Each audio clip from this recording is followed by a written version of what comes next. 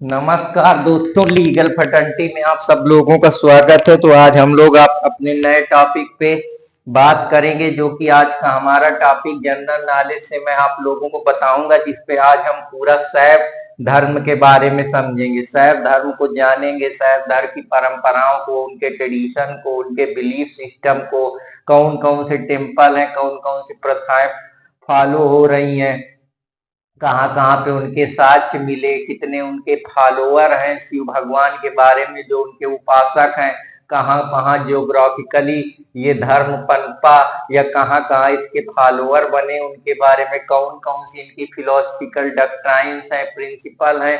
आज मैं उन्हीं सारी चीजों के बारे में बात करूंगा। तो आशा करता हूं कि आप लोगों को मेरा ये लेक्चर पसंद आएगा। अगर पसंद आए तो कृपया मेरे चैनल अर्पित कुमार इलाहाबादिया को, जो लीगल फ्रेटर्निटी, उसको सब्सक्राइब करें। तो आज हम लोग शैव धर्म के बारे में समझेंगे। तो जो शैव धर्म का बेसिकली मतलब होता है, जो भगवान शिव की आराधना करते हैं, भगवान शिव को मानते हैं, उनकी बिलीफ को मानते हैं, उनके रिचुअल्स जो बने हुए हैं हमारे सोसाइटी में, उस थिंकिंग, उस परिवेश, उस प्रिंसिपल पे वो चीजों को मानते हैं, उस पे बेस है वो सारी चीजें। तो आज हम समझेंगे जो ये शैविज्म का कॉन्सेप्ट है, कि मतलब भगवान शिव के जो आराधक हैं उनको शैव धर्म के बारे में हम लोग पूरी तरीके से जानकारी अर्जित करेंगे। तो शैव धर्म एक बहुत ही व्यापक, हम इसका इन्फ्लुएंस देख सकते हैं। चाहे अगर हम इसकी बात करें तो हमारे इसके बहुत सारे फॉलोअर्स आप लोगों को अलग अलग रीजन में देखने को मिल जाते हैं। अगर आप साउथ में चले जाएंगे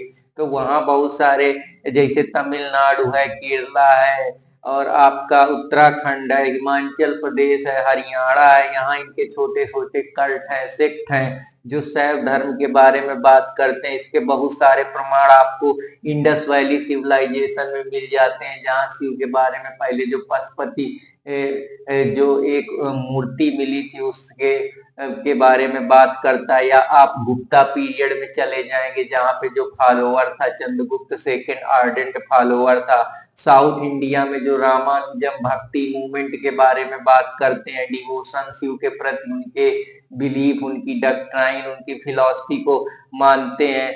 आप अगर पुराण में चले जाएं, या चाहे वो कोई भी वेद हो या पुराण हो, उसमें भी इसके बारे में, इनकी प्रैक्टिस के बारे में, बिलीफ के बारे में, ट्रेडिशन के बारे में जानने को मिलता है। जैसे शैव अगमाज है, तो उसमें हम शैव के बारे में, भगवान को के बारे में, कि कैसे योग के जरिए, मेडिटेशन के जरिए, या उनके फिलोसफिकल जो आइडिया है या डॉक्ट्राइन है, उनके बारे में हम पढ़ते हैं। सन्यासी साहब में अगर जाएंगे तो सन्यास के जरिए, कि जो भी दुख के कारण है उससे दूर करती है सिद्धि, हमको स्पिरिचुअल ज्ञान, स्पिरिचुअल हाइट, एक प्रॉपर जो हमारा सेल्फ कॉन्शियसनेस होता है या आत्मन के बारे में हमको बताता है। साथ ही साथ हमको कैसे किसी चीज को, अपने को सिद्धि मजबूत करना, स्पिरिचुअल हाइट अटेन करनी है, एक जो हमारा कॉन्शियसनेस है, जो हमारा विवेक है, जो हमारा एक तरीके से मेडिएशन की पूरी फिलॉसफी है, उसके ऊपर ये बात करता है। जो हम और भी इसमें बहुत सारे अलग अलग सेक्ट हैं, अलग अलग लोग इनको अलग अलग तरीके से मानते हैं, जानते हैं। तो उन्हीं के बारे में मैं बात कर रहा हूँ। जैसे पशुपत अतिमार्गी हैं, तो ये लोग स्पिरिचुअल अध्यात्म की दुनिया के बारे में बात करते हैं। कॉन्शियसनेस को मानते हैं कि भगवान सिर्फ एक है, एक ही शक्ति है जो पूरे संसार को चला रही, वही क्रिएटर है, वही डिस्ट्रॉयर है। तो ये सिर्फ अद्वैत की बात करते हैं, कहते हैं कि सिर्फ संसार में एक ही शक्ति है, उसी को उस शक्ति को, उस एनर्जी को ये लोग शिव की तरह देखते हैं। ये मानते हैं कि ये शक्ति अद्वैत है, मतलब इसके अलावा कोई और दूसरी रियलिटी नहीं है, ये मोनो है। मोनो का मतलब एक ही संसार में अस्तित्व है, जिसका वही वो शक्ति, उसी को शिव भगवान की उपाधि देते हैं, शिव भगवान का प्रशंसक मानते हैं, जो हमारे सेल्फ के अंदर, हमारे कॉन्शियसनेस में ये हर जगह विद्यमान है। कोई भी इंडिविजुअल हो, कोई भी नॉन लिविंग हो, एक शक्ति है जो सब कुछ चला रही है, ऐसा इनका मानना है। अद्वैत मोनो जो फिलोसफर है या थियोलॉजी है, जो इसके बारे में पूरी डॉक्ट्राइन्स है, या जो पूरा स्पिरिचुअल फिलोसफिकल कंस्टेंट है, उसके बारे में ये बात करती है। तो आशा करता हूं कि आप लोगों को ये भी समझ में आया होगा। लकुलाति मार्गी वो मार्ग होते हैं जो लोग आप देखते होंगे कि बड़े बड़े बाबा होते हैं, बड़े बड़े बभूत लगाए रहते हैं या बस गांजा फूकते हैं, मस्त रहते हैं, बस वो उनको बहुत बहुत सारे लोग तो होते हैं जो नागा बाबा होते हैं, ये भी शिव भगवान के बहुत बड़े पुजारी पुजारी होते हैं। जैसे हम लोग देखते हैं कि वो लोग इसको बोलते हैं कि बाबा का प्रसाद है, गांजा जैसे पीते हैं तो चरस को एक बड़ा उसके लिए मानते हैं, ये इसको एक तरीके से उनको डिवाइन एनर्जी मिलती है उससे, या वो स्पिरिचुअली अपने आप को कनेक्ट कर पाते हैं। तो ये लकुला दिमागी एक इम्पोर्टेंट रोल प्ले करते हैं। जो जनरली शराब पीते हो कहते हैं ये बाबा का प्रसाद है, जैसे बाबा ने मतलब शिव भगवान को बाबा बोलते हैं। तो ये सारी चीजें हैं जिनके बारे में मैं आप लोगों को आज शिव भगवान की पूरी फिलॉसफी के बारे में, जो उनकी आध्यात्मिक दुनिया है, जो हम शिव भगवान को किस तरीके से देखते हैं, कौन कौन से सेक्ट है, किस प्रकार से इंडिया में उनका जो रिलीजन है या जो उनके प्रशंसक फॉलोअर है वो उसको फॉलो करते हैं, तो उन्हीं सारी चीजों में मैं बात करूंगा। ये योग के जरिए, योग जो हमारी है या मेडिटेशन है, किस तरीके से हम अपने आप को कॉन्शियस महसूस करा सकते हैं, इस संसार के दुख से दूर कर सकते हैं। जो हमारी ईर्ष्या, दोष, बुराई, काम, क्रोध, मैं, लोभ है, उनसे हम बाहर निकल सकते हैं, एक अनंत की दुनिया में खो सकते हैं जहां इसके बाद कोई चाह ही नहीं पैदा होगी। वो ऐसी दुनिया है जो पूरी तरीके से डिवाइन एनर्जी से भरी हुई है। स्पिरिचुअल कनेक्टिविटी उसकी इतनी जबरदस्त है कि मटेरियल कनेक्टिविटी की फिर जरूरत ही नहीं पड़ेगी। तो ये लकुलत मार्गी जो नंग धुरंग बाबा होते हैं, जो जनरली गाना गाते रहते हैं, अकड़ बम बम अकड़ बम बम बम बम बम बम बम लहरी, तो ये सब आप लोग देखते रहते होंगे अपने आसपास। सन्यासी वाले वो होते हैं जो तंत्र के जरिए, सिद्धि के जरिए जितनी भी समस्या है उनको दूर करने का प्रयास करते हैं। वो एक उनके जरिए वो इंसान के अंदर एक सुपर नेचुरल पावर डेवलप करते हैं। तंत्र के जरिए वो दुनिया की जितनी भी इविल्स हैं उनको हटाना चाहते हैं। तो ये सन्यासी से होता है। ये सब सारे कल्ट हैं जो अलग अलग जगह पे छोटे छोटे बनाए गए हैं, जो उनके अनुयायी हैं, प्रशंसक हैं, उन्होंने इस तरीके का एक कल्ट डेवलप कर लिया है। कल्ट का मतलब होता है जहाँ के छोटे छोटे, जैसे आप मंदिर देखते हैं वहां उनके अनुशंसक प्रशंसक बन जाते हैं, फिर वो उसी धर्म को मानते हैं, उसी का प्रचार प्रसार करते हैं। तो ये सारी चीजें इसके अंदर आती हैं। फिर हम और भी देखते हैं इसमें और भी जो डायमेंशन है, इसमें एक तांत्रिक सैविज्म होता है। तांत्रिक सैविज्म क्या कहता है, ये एक प्रकार का डिवोशन, वो कहते हैं कि हम भगवान की भक्ति में इतने लीन है, उस शिव भगवान को पूजते हैं, उनकी भक्ति करते हैं। वो जो उनके अंदर की एक प्रकार से हमको किसी को नुकसान नहीं करना, इथिकल मोरल प्रिंसिपल पे बेस्ड है ये पूरा, कि हम तंत्र के जरिए सही चीजों को समझेंगे। जो हम योग के जरिए हम जो भी अपनी समस्याएं हैं, काम, क्रोध, मैं, लोभ, इन सब चीज, ईर्ष्या, दोष से परेशान है, लोगों के दुख जो हमको मिल रहे हैं, जो हमको प्रताड़ना झेलनी पड़ रही है, जो हमारे कह सकते हैं कि हमारे शरीर में दुख है, या दुख का जो कारण है, जैसा हम बुद्ध भी कहते हैं कि दुख का कारण है उसके लिए काश है, वो काश को जो हटाने की बात करते हैं, वैसे ये भी तंत्र के माध्यम से आपके अंदर एक डिवाइन एनर्जी, एक डिवाइन ऊर्जा, एक स्पिरिचुअल कनेक्टिविटी डेवलप करती है, जो आपको सारे जितने भी आप बॉन्डेज से पीड़ित हैं, परेशान हैं, बंधे हुए हैं, चाहे घर की दुनिया हो, संसार की दुनिया हो, अपने काम से पीड़ित है या किसी चीज से आपके दिमाग में एंजाइटी, डिप्रेशन, इनसे परेशान है, रोज कोई ऐसी चीज को सोच के अंदर ही अंदर कुड़ रहे हैं, तो ये आपको लिबरेट करेगा, ये आपके अंदर शक्ति डालेगा, आपके अंदर एनर्जी डालेगा, आपको दुनिया में जितनी भी बॉन्डेज है उनसे मुक्त करने के लिए तंत्र के जरिए, विद्या के जरिए, योग के जरिए, साधना के जरिए, मेडिटेशन के जरिए आपको बाहर निकालेगा।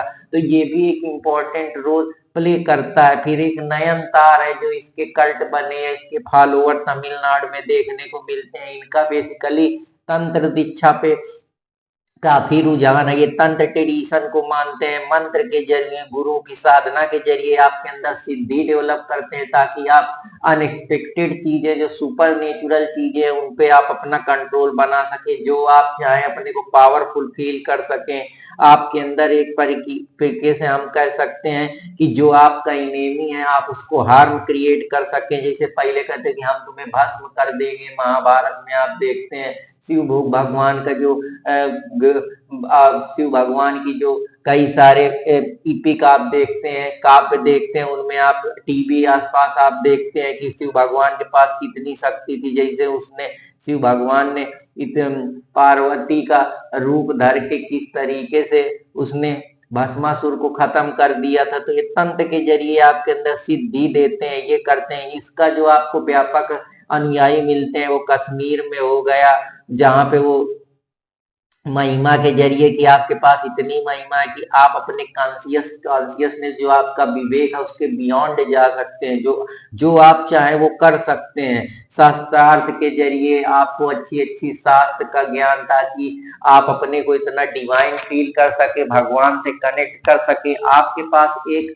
एक्स्ट्रा एनर्जी जो हम कह सकते हैं, या स्पिरिचुअल थॉट या स्पिरिचुअल कॉन्शियसनेस आपके अंदर पैदा करता है, जिससे आप अपनी रीजनिंग लगा के या शास्त्र पूर्वक लगा के आप किसी भी चीज को दुनिया के कंट्रोल कर सकते हैं। मतलब एक तरीके से आप पावरफुल है। जैसे भगवान क्रिएटर डिस्ट्रॉयर, वैसे इंसान भी भगवान को पा सकता है। तो वो एक जरिया है। जैसे कश्मीरी सैविज्म की बात करें तो कश्मीरी सैविज्म में जो है वो कश्मीरी पंडितों को प्रिजर्व करने के लिए इसके अनुयायी बने, क्योंकि वहां जो इस्लाम का इन्फ्लुएंस था या हिंद कुश का रीजन था, उसके इन्फ्लुएंस की वजह से कश्मीरी पंडितों ने कश्मीरी सैविज्म को माना या उसका अनुयायी बने। जो ये इन्फ्लुएंसर है इसके लक्ष्मण जू हैं, जिनके जो वहां के फिलोसफिकल है, ये पूरी तरीके से अद्वैत की बात करती है कि संसार में सिर्फ एक ही शक्ति है, एक ही सेल्फ है, और जो सेल्फ है वो शक्ति को वो भगवान शिव के साथ जोड़ते हैं। वही एक शक्ति है जिसको वो तंत्र के जरिए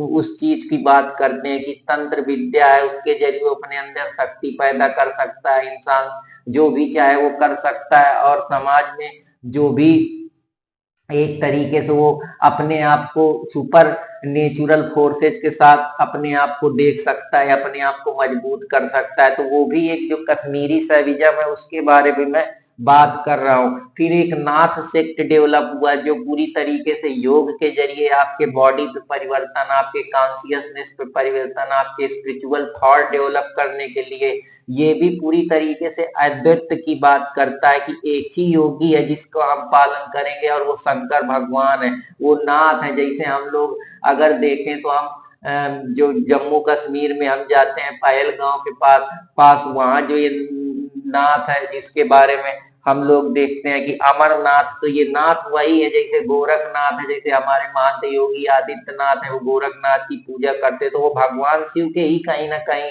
प्रशंसक हैं। तो ये सारी चीजें जिसमें लिबरेशन के जरिए आपके अंदर जितना पेन है, काश है, बॉन्डेज है, परेशानियां है, आप दुख से भरे हुए हैं, या आपको लोगों ने परेशान कर रखा है, या आप पूरी तरीके से अपने आप को लिबरेट करना चाहते हैं, कॉन्शियसनेस में खोना चाहते हैं, योग साधना के जरिए आप अपने माइंड पे कंट्रोल करना चाहते हैं, सिद्धि पाना चाहते हैं, आप जो चाहे वो करना चाहते हैं, तो उसका एक ही जरिया है योग मेडिएशन। जैसे विज्ञान भैरव तंत्र में 150 विधियां योग की बताई गई हैं। तो ये सारी चीजें, अब लिंगायत कम्युनिटी जो 12 सेंचुरी बीसी में आई, जो पूरी तरीके से भगवान के प्रति समर्पण, भगवान के प्रति पूरी तरीके से डिवोशन, भगवान को पूरी तरीके से समर्पित होना, भगवान के चरणों की दिन रात आराधना पूजा करना। तो ये जो डिवोशन का या भक्ति मूवमेंट जो आया 12 सेंचुरी में, जनरली साउथ में रामानुजम जो कि एक प्रकार से सैविज्म के अनुयायी थे, जैसे कर्नाटका में है, या इसके बहुत सारे राजाओं पे इसका इन्फ्लुएंस हुआ, जैसे विजयनगर एम्पायर हो गया। ये सारी चीजें इसके लिए इंपॉर्टेंट रोल प्ले करती हैं। अब ये कहाँ कहाँ फैला है, डेमोग्राफी क्या है इसकी, तो तमिलनाडु, केरला, कर्नाटक, उत्तराखंड, हिमाचल प्रदेश, हरियाणा, यहाँ इसके देखने को मिलता है। लेकिन जैसे भगवान एक नटराजा की बात करते हैं, तो नटराजा का जो हम देखते हैं कि नटराजा जो है तमिलनाडु में है, या नटराज का भगवान जहाँ पे प्लेफुल मोड पे है, जहाँ भगवान एक तरीके से दुनिया को सिर्फ प्ले की तरीके देख रहे हैं कि ये कुछ नहीं है, ये सिर्फ नृत्य है, सब लोग बस नाच रहे हैं, उसी में मगन है। तो जो नटराजा भगवान शिव नटराज के रूप में है, योग के रूप में है, प्ले करने के रूप में है, खुशी है। वो कहते हैं कि किसी भी चीज को उनको काम या क्रोध या जो संसार का मटेरियलिज्म है वो उनको सुख नहीं दे रहा, वो अपने कॉन्शियस में पूरी तरीके से दुनिया को देख रहे हैं और उसको एंजॉय कर रहे हैं।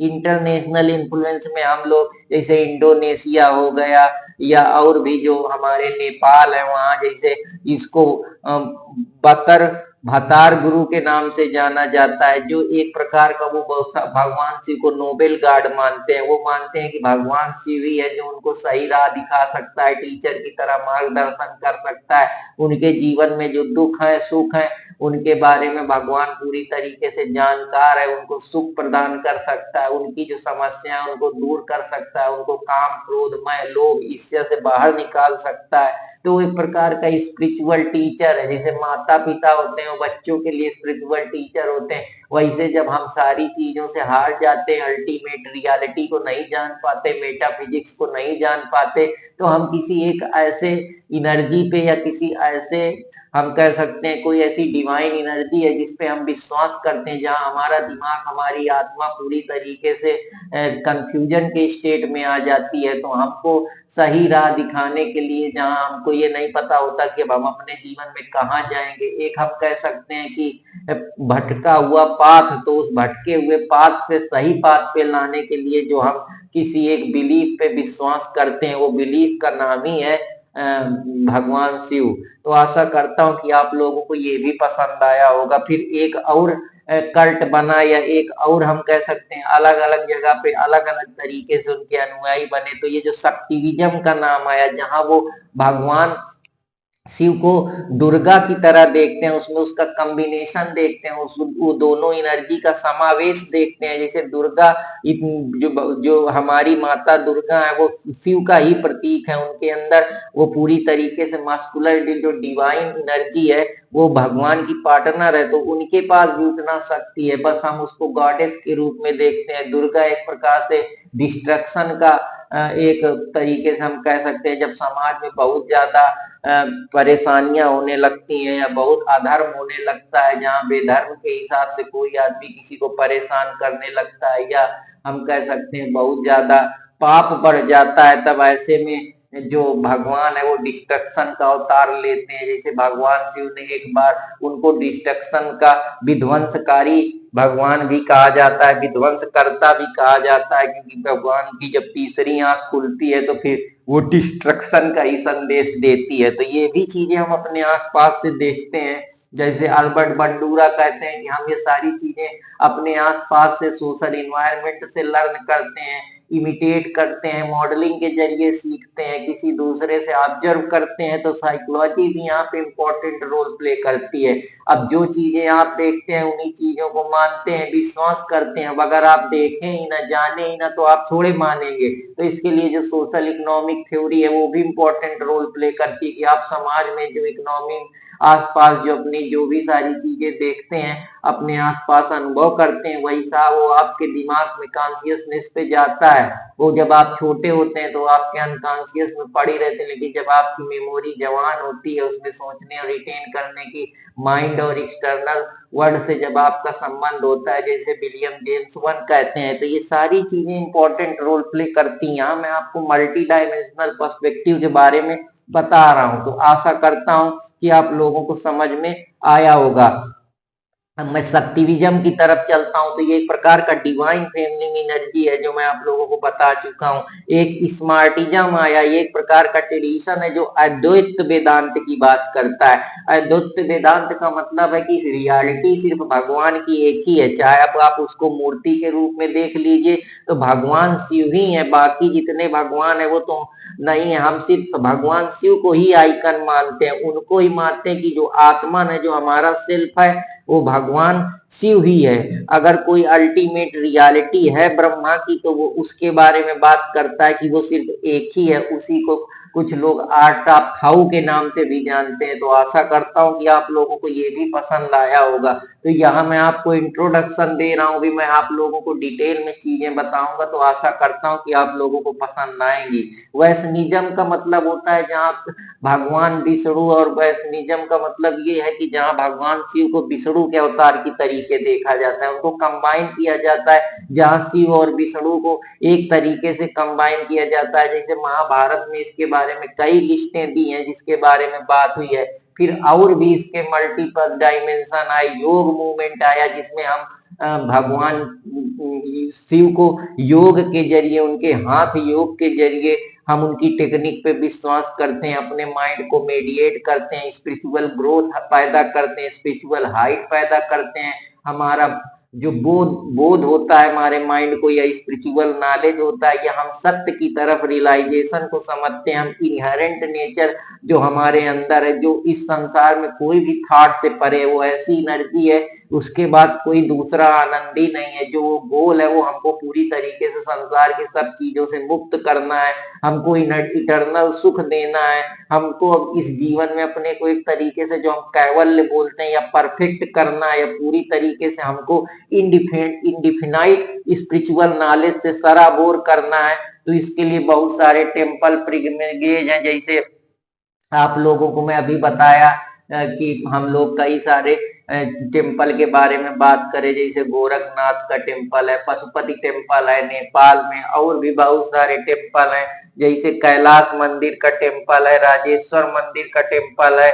ये सारे जो टेम्पल हम लोग पढ़ते हैं, या बहुत सारे जो हमारे और भी चीजें हम देखते हैं, जैसे हम जब जाते हैं तो हम रुद्रप्रयाग देखते हैं। ये सारे भगवान शिव के, बनारस में जो भगवान शिव का टेम्पल है, जिसके बारे में हम बहुत सारे लोग या पिलग्रिम आते हैं, देखते हैं, ट्रेडिशन से जुड़े हुए हैं और शैव धर्म को, भगवान शिव के प्रशंसक को मानते हैं। तो ये भी सारी चीजें इंपॉर्टेंट रोल प्ले करती हैं, जिसे हम बाबा विश्वनाथ का टेम्पल बोलते हैं, भोला बोलते हैं, भंडारी बोलते हैं, नाथ बोलते हैं, शंभू बोलते हैं, शिव बोलते हैं, भगवान शंकर बोलते हैं। तो ये सारी चीजें इंपॉर्टेंट रोल प्ले करती हैं। तो आशा करता हूँ कि आप लोगों को समझ में आया होगा। तो अब मैं आप लोगों को थोड़ी और कुछ इंपॉर्टेंट चीजें बताता हूँ, तो आशा करता हूँ कि आप लोगों को पसंद आएंगी। अगर पसंद आए तो कृपया लाइक सब्सक्राइब करते रहे अर्पित कुमार इलाहाबादिया को। तो मैं अब चलता हूँ कुछ और, लेकिन उससे पहले मैं थोड़ा पानी पी लेता हूँ, फिर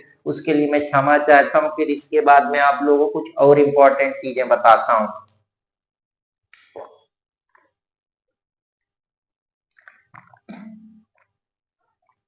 जैसा मैं आप लोगों को बता ही चुका हूं कि जो शैव रिलीजन होता है वो शिव भगवान के फॉलोअर होते हैं। ये ऋग्वेद में इसके बारे में उल्लेख मिलता है। ऋग्वेद में जो हमारी पशुपति सील मिलती है, उससे हमको ये पता चलता है, हमको एविडेंस के जरिए जो कुछ ऐसे साक्ष्य हैं जिसके बारे में हमको ये पता चलता है कि हमारे समाज में या हमारे ट्रेडिशन में लिंग पूजा जो बहुत समय से, मत्स्य पुराण के समय से चली आ रही है। जैसे हमको पता है कि हमारे उसमें 18 पुराण है, मत्स्य पुराण, गरुड़ पुराण, स्कंद पुराण, वमन पुराण, इसी तरीके से 18 पुराणों के बारे में बताया गया है। जो हमारी शिव की कम्युनिटी है, जहाँ कम्युनिटी का मतलब होता है समुदाय, जहां लोग उस धर्म को मानते हैं, उनके ट्रेडिशन प्रिंसिपल को फॉलो करते हैं, उनकी आइडियोलॉजी को मानते हैं, उस चीज पे बिलीफ रखते हैं। तो जैसे पशुपति है, ये सबसे एंशियंट बीस्ट मोड है भगवान पशुपति, जिसके बारे में बताते हैं कि भगवान पूरी तरीके से बीस्ट मोड में है। वो पूरी चीजों को देखने के बाद वो पूरी तरीके से कॉन्शियसनेस अवतार में, उनको पता है कि वो सारी चीजें जो भी है, काम, क्रोध, मोह, लोभ, इनसे ऊपर उठ चुके हैं, वो बीस्ट मोड में है। वो सब चीजें समझने के बाद बस अपने एक सेल्फ इनलाइटेनमेंट की खोज में है। कपालिक जो एक इंपॉर्टेंट कम्युनिटी है, या कालमुख है जो एक इंपॉर्टेंट कम्युनिटी है, ये अलग अलग जगह इनके बारे में इनके फॉलोअर, प्रशंसक होते हैं। जैसे लिंगायत जो बहुत फेमस है, जो लिंग को पूजती है, उनको डिवोशन की तरीके देखती है। दक्षिण भारत में इसके कई सारे एग्जाम्पल आप लोगों को देखने को मिलते हैं। मैं अभी आप लोगों को इतना डिटेल में बताया हूं, तो आशा करता हूं कि सारी चीजें आपको पसंद आएंगी। और जो इनके फॉलोअर होते हैं उनको पंचाथिक बोलते हैं, और जो भगवान शिव को फॉलो करते हैं, उनके ट्रेडिशंस, उनके रिचुअल, उनकी प्रैक्टिस, उनके तंत्र विद्या, उनके जो योग फिलॉसफी है या जो उनके प्रिंसिपल डॉक्ट्राइन है उनको मानते हैं। धर्म ग्रंथ, धर्म ग्रंथ में क्या होता है कि जो धार्मिक ग्रंथ है उसको शून्य संपादने बोला जाता है। ये बेसिकली दक्षिण में जो लोग नयनतार होते हैं या जो फॉलोअर होते हैं भगवान शिव के, उनका धार्मिक ग्रंथ शून्य संपादने होता है। प्रवर्तक इसमें अल्लाह प्रभु हो गए,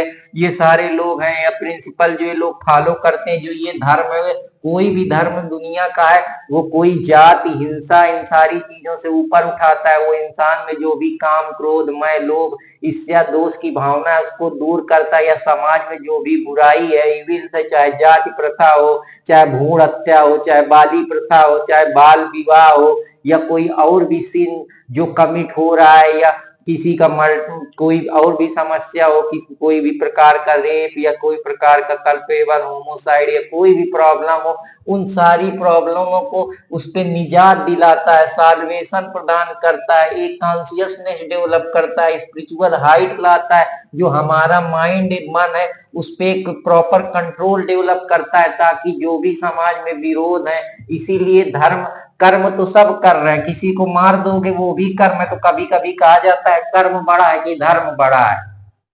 तो अगर कर्म बड़ा है तो फिर धर्म का क्या काम है? क्योंकि देखिए, कर्म धर्म से बड़ा नहीं हो सकता है। धर्म कर्म के अंदर आता है, ना कि कर्म धर्म के अंदर आता है। अब इसको समझने की जरूरत है कैसे।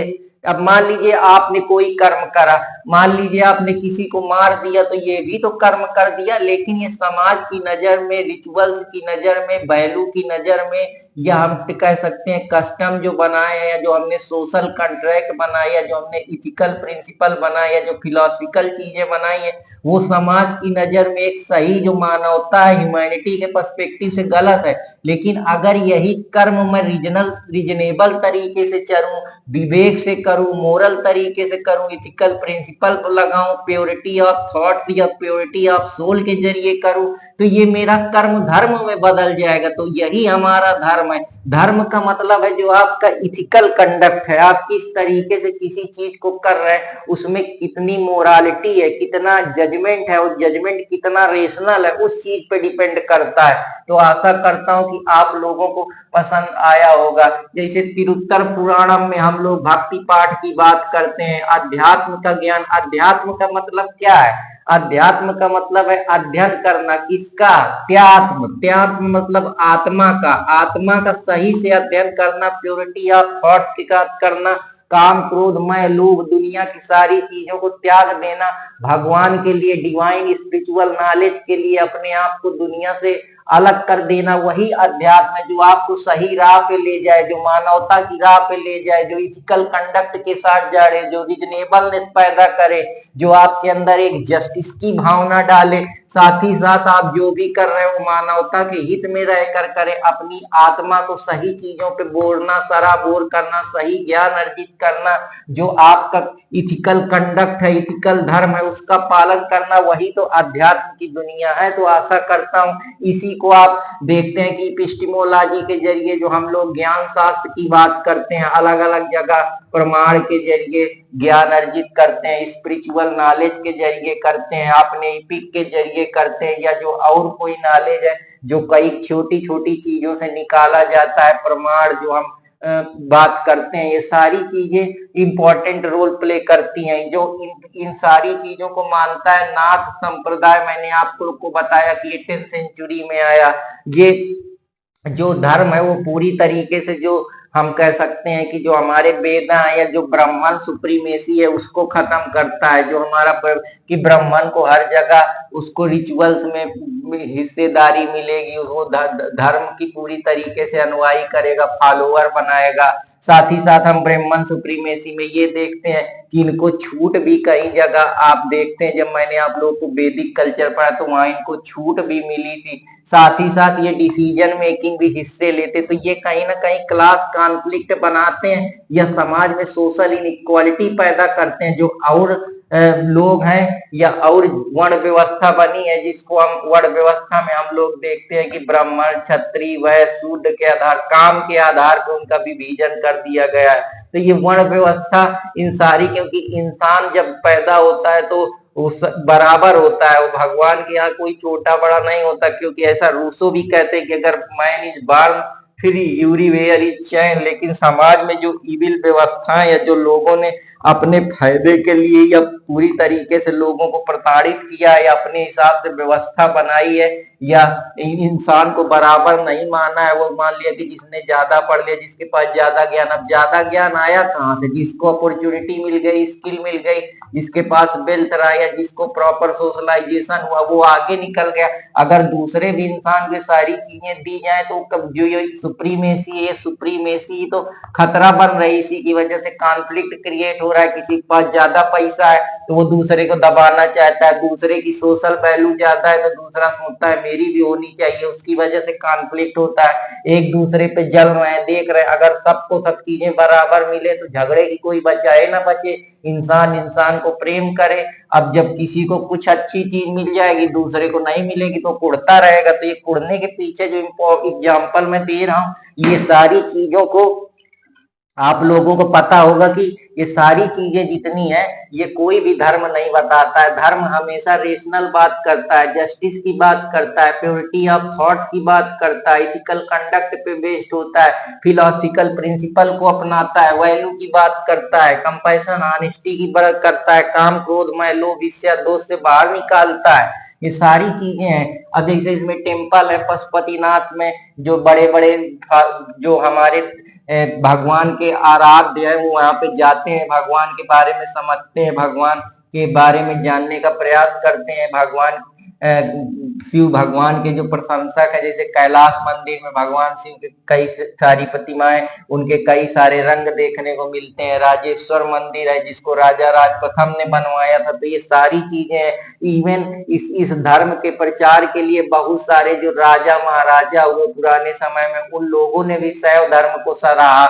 चाहे वो चालुक्य हो। लेकिन क्योंकि ये ज्यादा जो इसका हम लोग अब एक तरीके से डेमोग्राफिक इन्फ्लुएंस देखते हैं या फॉलोअर देखते हैं, वो साउथ पे ही देखने को मिलते हैं। इसीलिए जो साउथ की डायनेस्टी थी, चाहे वो चालुक्य हो, चाहे राज ठाकुरा हो, चाहे पल्लव डायनेस्टी हो, चाहे चोला डायनेस्टी हो, वो पूरी तरीके से शैव भगवान के प्रशंसक या आराधक रहे हैं। तो आशा करता हूं कि आप लोगों को ये भी समझ में आया होगा। इवन जो शैव धर्म है वो हमारे इंडिया में भी नहीं, इंडिया के बाहर भी इसको काफी मान्यता दी गई है।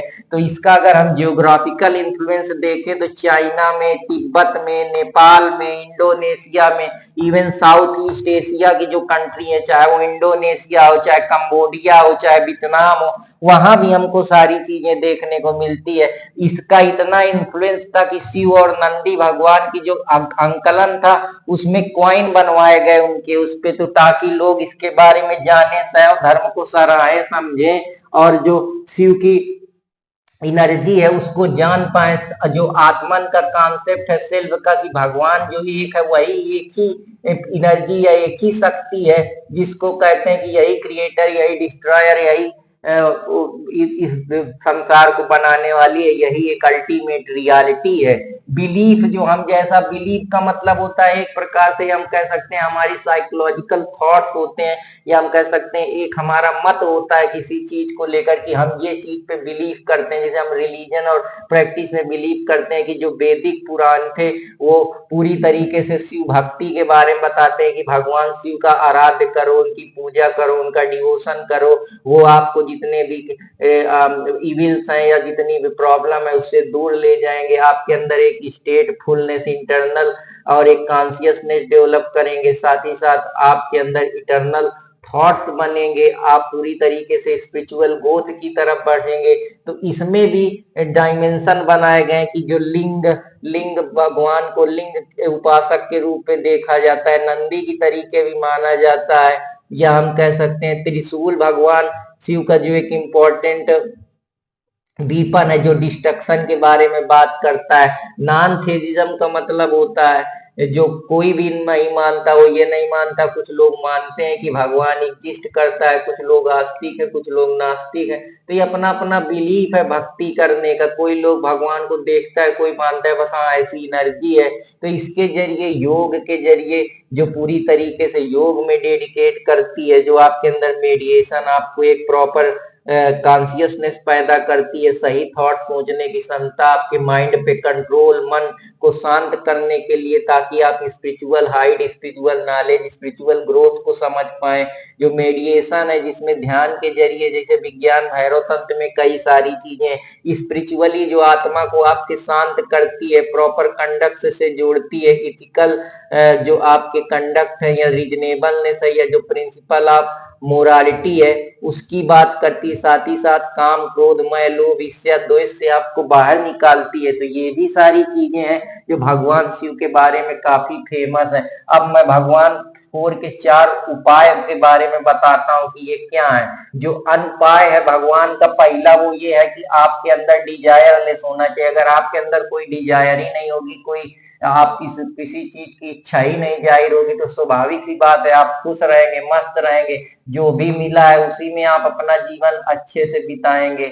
जो नहीं है उसके लिए बहुत फड़फड़ाएंगे नहीं, या परेशान नहीं। लेकिन आपके अंदर डिजायर होगी तो आप मटेरियलिज्म की तरफ जिंदगी भर भागते रहेंगे। और आप जिस काम के लिए पैदा हुए थे, जो व्हाई था आपकी, आप संसार में क्यों आए, मेरा कौन हूं मैं, मेरा काम क्या है, मेरा ऑब्जेक्ट क्या है, मेरा धर्म क्या है, उससे आप निकल बाहर आ जाएंगे। तो ये भी एक इम्पोर्टेंट रोल प्ले करता है। आप सही ज्ञान नहीं अर्जित करेंगे, सिर्फ पैसे के पीछे भागते रहेंगे, जिसको वो शंभूपय बोलते हैं कि नॉलेजफुल आपको बनना है। ये ऐसा नॉलेज नहीं कि हम हिस्ट्री ज्योग्राफी पढ़ते हैं, इकोनॉमी अपने को बहुत ज्ञानी समझते हैं। ये डिवाइन नॉलेज, ये स्पिरिचुअल नॉलेज, ये ऐसा नॉलेज, कॉस्मिक नॉलेज, या हम कह सकते हैं ऐसा नॉलेज जो बियॉन्ड हमारी थिंकिंग के है। ऐसा नॉलेज है जिसके बाद दुनिया की कोई नॉलेज की जरूरत नहीं है। ये ऐसा नॉलेज है जो हमको हमारी आत्मा को सीधा परमात्मा के साथ जोड़ता है। तो ये शंभूपय बोलते हैं इसको, शक्तित्वपय बोलते हैं, जिसमें आप किसी काम को करने के लिए एक्शन फुल होते हैं। जैसे भगवान नृत्य कर रहे हैं, ड्रामा कर रहे हैं और बड़े मस्त हैं, तो उनका जो नाट्य क्रिया है उसके जरिए वो कॉन्शियसनेस होकर भी चीजों का आनंद ले रहे हैं, एक्शन फुल में है। कोई काम कर रहे हैं, उनको वो काम करके अच्छा फील हो रहा है। तो वही सारी चीज है। अनवयव का मतलब कि आप अकेले हैं, आप इंडिविजुअल है, कोई दूसरा नहीं है। आप किसी को अपने ऊपर हावी नहीं होने। बीइंग इंडिविजुअल का मतलब है कि आप अकेले आए हैं, आपका अकेले संसार में क्या गोल है, क्या आप अचीव करना चाहते हैं, आपका मानवता का क्या धर्म है, आपका मानव जीवन का क्या उद्देश्य है। ये सारी चीजें। इंडिविजुअल का मतलब कि इंसान अकेले है, वो जो चीज करना है उसको संसार में वो अच्छे कामों के लिए आया। ये नहीं कि बस मटेरियलिज्म खा पी लिए, मस्त पड़े हैं, दारू पी के सोच रहे हैं बहुत बढ़िया। आपको मानवता के लिए आए, आप सही धर्म अपनाने के लिए आए, आप अकेले हैं, आप दूसरों की सेवा करने के लिए आए हैं, आप अपने अंदर परिवर्तन करना चाह रहे हैं। लेकिन परिवर्तन के लिए आपकी जो माइंड है या आत्मा का जो संबंध है वो पूरी तरीके से प्योर होना चाहिए, वो डिजायरलेस होनी चाहिए, नॉलेज से भरी होनी चाहिए। आपको अपना वाई पता होना चाहिए कि आपका धर्म क्या है, आप जो एक्शन लेना चाह रहे हैं वो क्यों लेना चाह रहे हैं। मानवता जो इंडिविजुअल है, वो इंडिविजुअल का क्या गोल है, ये भी एक इम्पोर्टेंट रोल प्ले करता है। तो आशा करता हूं कि आप लोगों को ये भी पसंद आया होगा। नॉन पुराणिक की बात करते हैं। नॉन पुराणिक का मतलब है जो आपको दुनिया की जितनी भी परेशानियां हैं, दिक्कतें हैं, पेन है, सफर कर रहे हैं, कोई परेशान है, कोई किसी को कोई बीमारी है, कोई घर से परेशान है, कोई अपने बीवी बच्चे से परेशान है, कि पैसा कौड़ी को लेके परेशान है, तो उन सारी डिजायर से मुक्ति करने के लिए जो नॉन पुराणिक तरीके हैं, जिसमें लिबरेशन, जैसे हम साल्वेशन पढ़ते थे कि अनंत वो 100 साल आत्मा होती है, जिसके बाद जिसका जो हम संसारा की फिलॉसफी पढ़ते हैं कि जन्म मृत्यु का जो ये पहिया है, ये हमारे कर्मों के आधार पे डिपेंड होता है। तो वो मैंने आप लोगों को बुद्धिज्म जैनिज्म में पढ़ाया था, लेकिन यहाँ लिबरेशन मुक्ति भी एक ही तरीके से मिल सकती है। जो बॉन्डेज है, जो आपके अंदर थॉट्स गलतपन या इविल पैदा हो रही है, दूसरे के प्रति ईर्ष्या दोष भाव पैदा हो रहा है, वो आप लिबरेशन के जरिए, भक्ति के जरिए, भगवान की आराधना करके, भगवान में लीन होके, विलीन होके, अपनी आत्मा को भगवान के सामने सरेंडर करके आप दुनिया की हर चीज से निकल आएंगे। इसमें जो आपको सुख मिलेगा या जो प्लीजर मिलेगा, वो जो हमारा मटेरियलिज्म भोग का सुख है उससे लाख गुना ऊपर है। तो आशा करता हूं कि आप लोगों को ये भी समझ में आया होगा। स्पेशल पावर में मंत्र के जरिए अपने अंदर परिवर्तन करना, अपने स्पिरिचुअल थॉट को अटेन करना, हाईएस्ट एनर्जी को अटेन करना, स्पिरिचुअल ग्रोथ की तरफ बढ़ना, ये सारी चीजें हैं कि स्पेशल पावर मंत्र के जरिए, तंत्र के जरिए, या हम किसी ऐसी बॉडी के सामने लीन हो जाएं या कुछ सीखें, या हम अपने अंदर परिवर्तन लाए, भगवान को जानने का प्रयास करें, उससे कनेक्टिविटी बैठा पाए, तो वही जो ये सारी चीजें हैं शिव रिलीजन के अंदर आती हैं। अगमाज, अगमाज का मतलब होता है जो भगवान शिव के टेक्स्ट हैं, रिचुअल्स हैं, थियोलॉजी है। थियोलॉजी का मतलब है जो भगवान की पूरी स्टडी है, भगवान शिव के बारे में बताती है। भगवान शिव के बारे में हमको उनके स्क्रिप्चर टेक्स्ट के बारे में, कॉस्मोलॉजी, भगवान का जो कॉस्मोस है, जो वर्ड है, भगवान संसार, भगवान का जो संसार है उसके बारे में, या भगवान का जो नॉलेज है, ज्ञान का शास्त्र है, या जो हम मेडिटेशन के जरिए अपने अंदर ध्यान के जरिए, योग के जरिए, या कुछ और एलिमेंट है जिसकी प्रैक्टिस करके हम उस आगमान को, उस हम थियोलॉजी को, उस भगवान का जो एक हम कह सकते हैं गॉड का जो स्टडी है उसको जानने का प्रयास करते हैं, या भगवान के बारे में कौन है शिव, किसकी उनकी क्या फिलॉसफी है, शिव भगवान को हम क्यों पूजते हैं, शिव भगवान के हमारे जिंदगी में जो हम, हमारा क्या महत्व है, हम शिव शिव को किस तरीके से देखते हैं कि वो एक शक्ति है, वो एक डिवाइन रूप है, या कोई सिंबल है। ये सारी जैसे सिंबॉलिक इंट्रैक्शन की थ्योरी है कि हम सिंबल दे देते हैं, तो यहाँ भगवान को हम सिंबल है तो दे रहे हैं, हमने कभी देखा नहीं, न जाना, सिर्फ हम बिलीव कर रहे हैं, हमने सुना है, हमने स्क्रिप्चर टेक्स्ट के जरिए पढ़ा है, हमने अलग अलग लोगों से पता चला है, या हमने अपने आसपास ऑब्जर्व करा है, जिसे अल्बर्ट बंडूरा कहते हैं। तो ये सारी चीजें हैं जिसके जरिए हमको ये पता लग रहा है। जैसे ड्यूअलिज्म है, कुछ लोग कहते हैं भगवान एक नहीं है, शिव के कई सारे रूप है, कुछ कहते हैं विष्णु का अवतार है, कुछ कहते हैं उसमें पार्वती की, दुर्गा की भी कुछ झलक दिखती है। तो यहाँ दो तरीके हैं, कोई कहते हैं ये सिर्फ एक मूर्ति की तरीके देखते हैं, कोई इसको योग के जरिए देखता है, कोई लिंग के जरिए देखता है। तो ये ड्यूअलिज्म पर्सपेक्टिव बता रहा है। लेकिन अद्वैत जो है, भैरव शास्त्र में जो विज्ञान भैरव तंत्र है, वो इसकी बात करता है कि भगवान एक ही है, वो एक ही शक्ति है, शिव जो हर जगह प्रेजेंट है, वो चाहे मटेरियल वर्ल्ड हो, चाहे नॉन मटेरियल हो, चाहे कोई चीज हो जो हमको आगे बढ़ा रही है, वही डिस्ट्रॉयर है, वही क्रिएटर है, वही इसको एग्जिस्टेंस में लाई है, वही एक अल्टीमेट रियलिटी है, जहाँ पे मेटाफिजिक्स आ जाता है। मेटाफिजिक्स का मतलब कि इस संसार में जो स्केप्टिज्म नाम का संदिग्ध वाद जिसको हम बोलते हैं, वो सारी चीजें इसके लिए रिस्पॉन्सिबल है। तो मैं जब कभी फिलॉसफी के लेक्चर दूंगा तो मैं आपको और डिटेल में बताऊंगा ये सारी चीजें। तो आशा करता हूं कि बच्चों पसंद आएगा, अगर पसंद आए तो कृपया अर्पित कुमार इलाहाबादिया को लाइक, सब्सक्राइब, कमेंट करते रहें और अपना आशीर्वाद देते रहें। तो आशा करता हूं कि फिर कुछ नए टॉपिक के साथ मिलूंगा।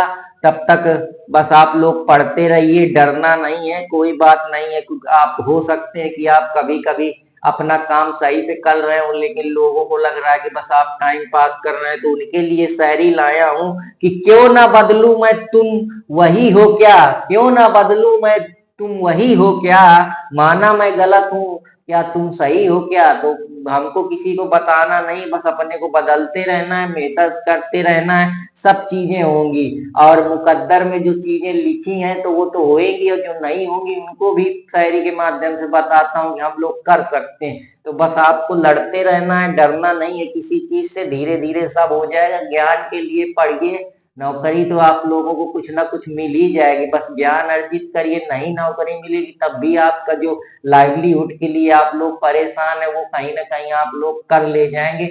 और आप अपने ऊपर विश्वास रखिए, सब काम पैसे के लिए नहीं जरूरी होता, पैसा जरूरी है जब तक आपकी जो डिजायर है, इच्छाएं है, नीड है।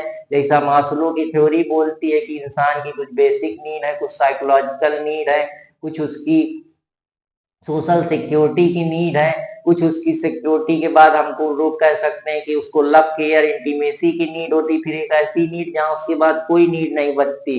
तो अभी आप लोग नहीं कुछ कर पा रहे, इसलिए आप लोगों को लगता है पैसा कमा तो आप खुश रहेंगे। खुश रहने के तरीके ढूंढिए, आगे बढ़ते रहिए और सब हो जाएगा। पढ़ते रहिए, बस मन लगा के ये ना सोचिए आज में जिए कि मैं आज क्या कर सकता हूँ कितना बेहतर, क्योंकि कल तो कोई नहीं देखाया। दो पल का किसी को पता नहीं है, दो पल का मैं शायर हूँ, पल पल मेरी कहानी है। वो वही वाली बात है कि आप लोगों को अभी कुछ पता नहीं कब आपकी सांसें छिन जाए, कब क्या हो जाए। पल पल दो पल में लोगों को क्या हो जाता है कि आज करे सो काल करे, पल में प्रलय होएगी बहुरी करे सो कब। तो वही जो कबीर दास का दोहा है कि जो आज का जो कल करना है उसको आज कर लो, पल भर का पता नहीं है कि कब प्रलय आ जाए। तो वही सारी चीजें तो बस हम लोगों को करते रहना है, डरना नहीं है और सब होगा। अपने ऊपर विश्वास रखिए कि मुकद्दर में जो लिखा है वो तो पा ही जाऊंगा, मुकद्दर में जो लिखा है वो तो पा ही जाऊंगा।